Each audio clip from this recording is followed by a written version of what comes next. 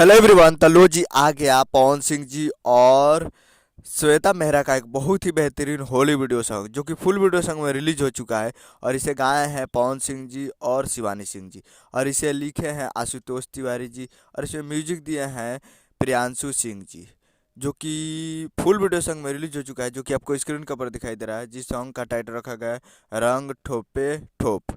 और वीडियो में है पवन सिंह जी और एक्ट्रेस श्वेता मेहरा जी है, और एक्ट्रेस श्वेता मेहरा जी है फुल वीडियो सॉन्ग में।